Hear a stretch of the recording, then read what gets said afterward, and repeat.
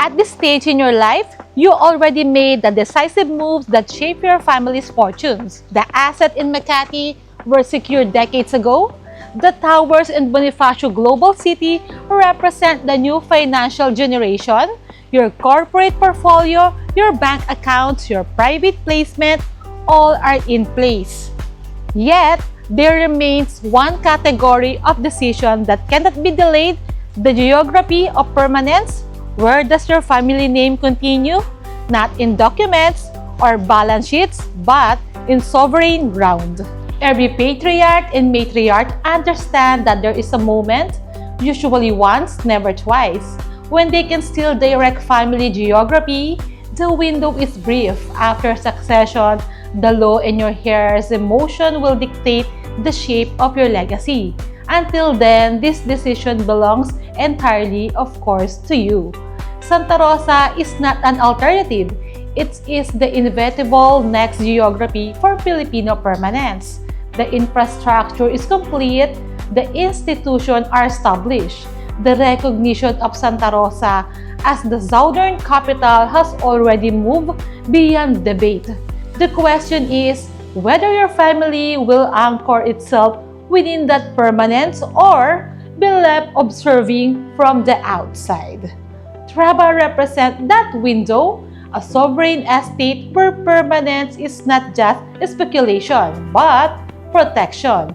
550 to 750 square meters of titled land, not symbolic, no conceptual, but real estate that carries your family's name, immune to the volatility of markets or the drift of future heirs. At this stage, you don't need promises, you need certainty. And certainty comes only when the geography of your legacy is fixed before the window closes. Your grandchildren will not inherit your ability to choose, but they will inherit only your decisions. In wealth management, there is a difference between possession and stewardship. Possession is temporary, stewardship is permanent. Right now, you still hold stewardship.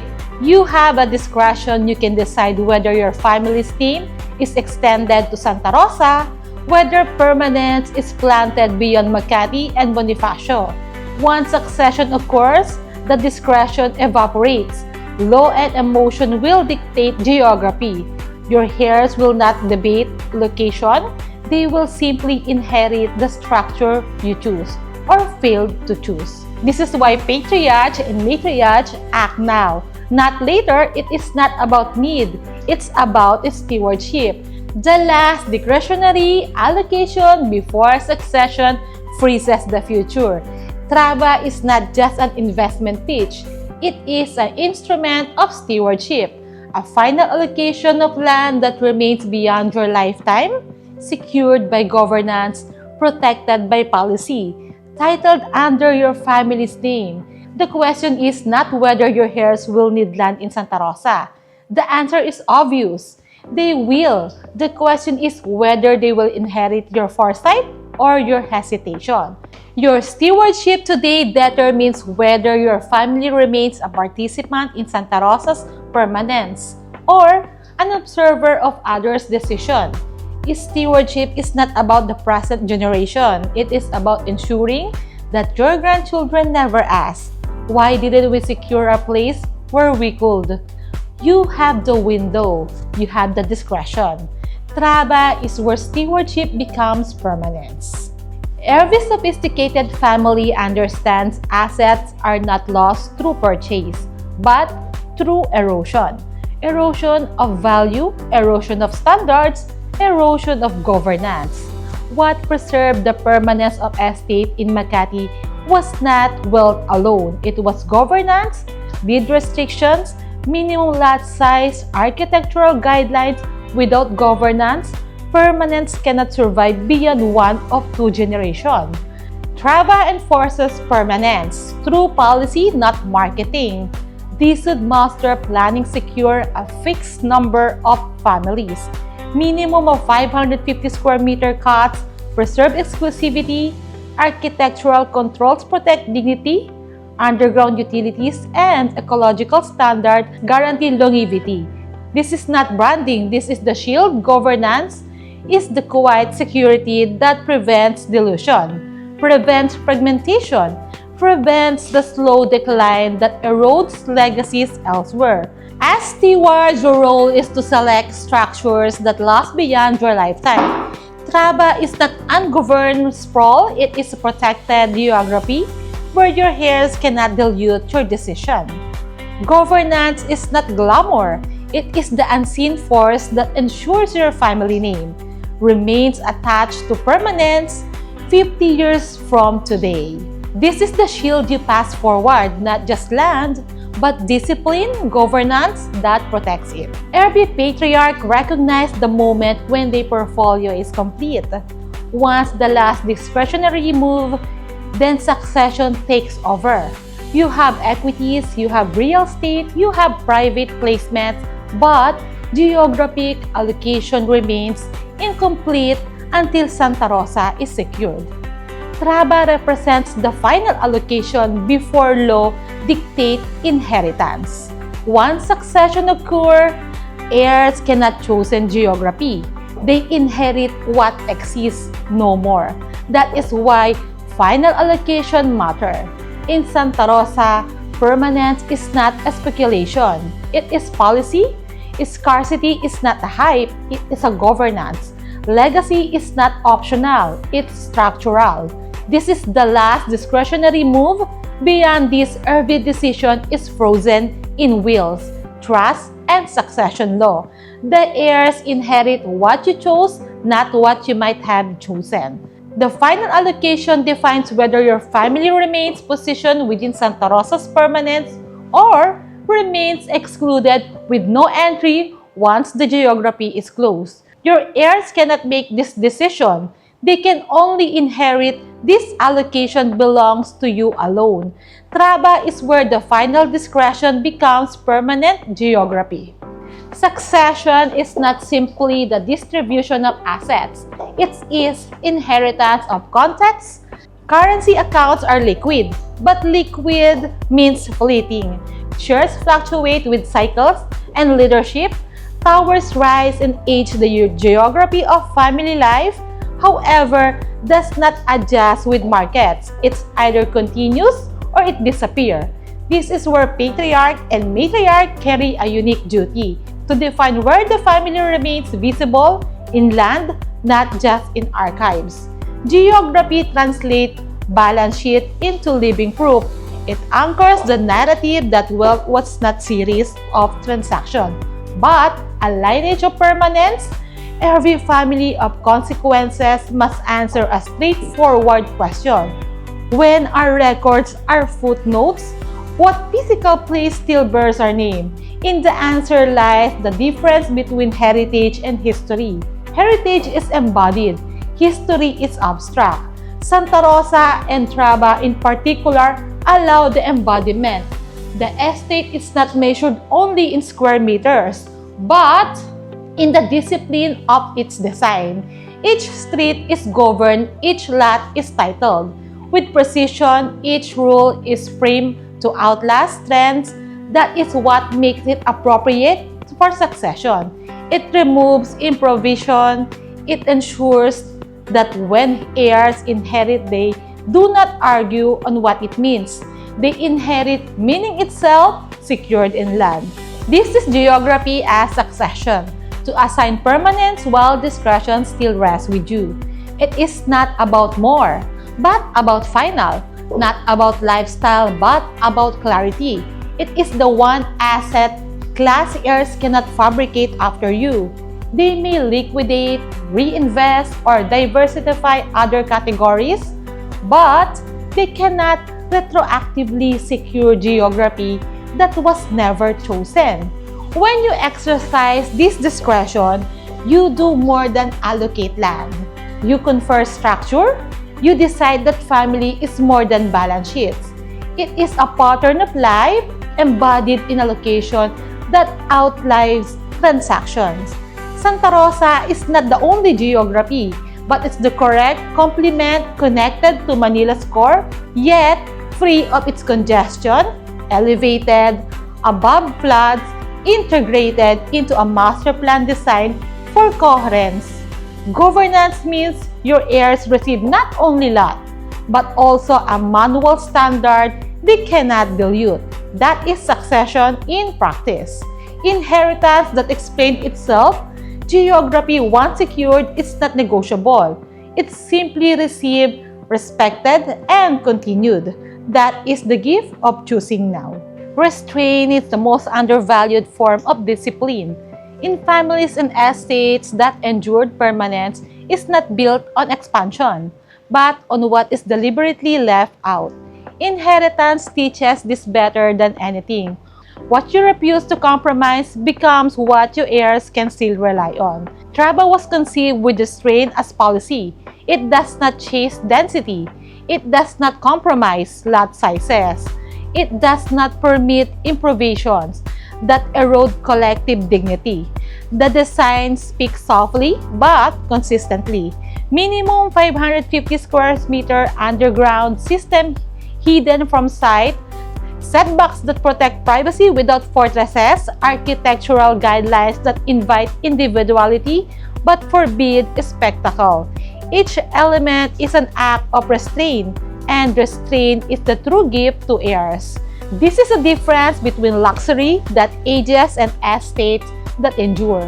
Luxury is often expansionary, multiplying features until coherence is lost.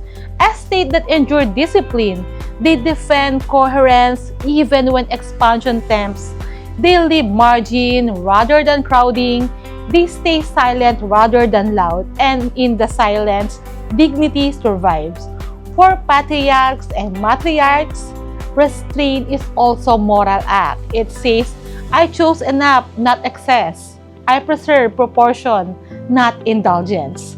The signal carries across generation. It reminds heirs that permanence is defended not through acquisition alone, but through measured refusal. The refusal to dilute, to improvise, to let passing fashion decide what permanence should mean. Governance makes this restraint enforceable. Applications are reviewed with context, not convenience. Rules are executed with clarity, not ambiguity.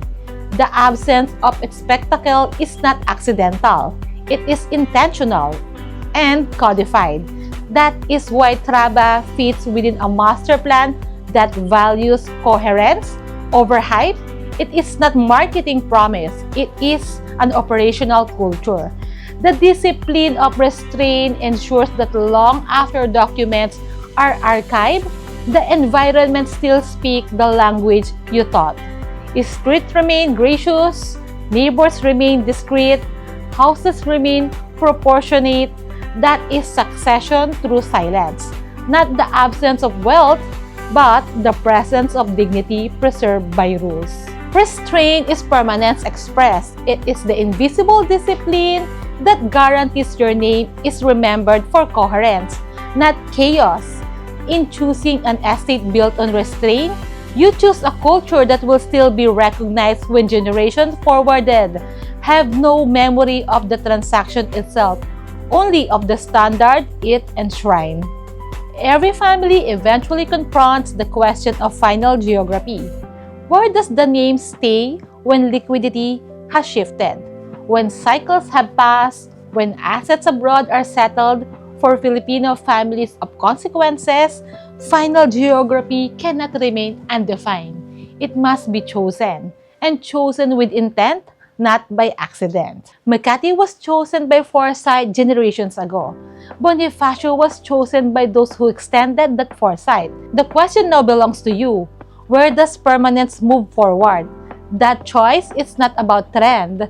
It is about sovereignty over where family is visible, accessible, and remembered.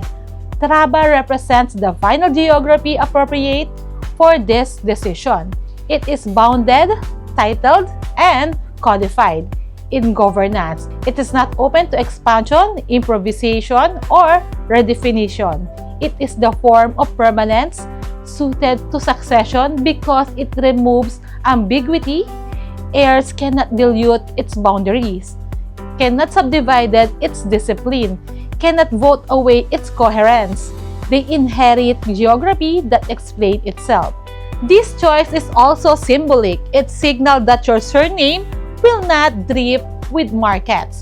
It roots itself in sovereign ground, elevated and protected in a city designed for permanence.